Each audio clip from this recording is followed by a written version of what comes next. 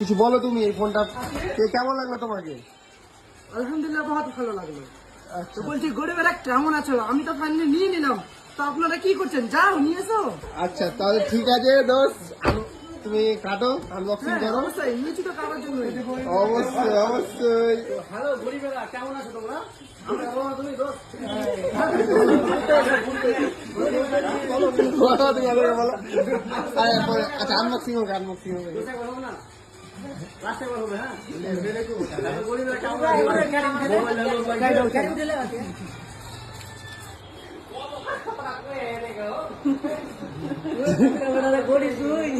আমি ইউটিউবারে ভাই।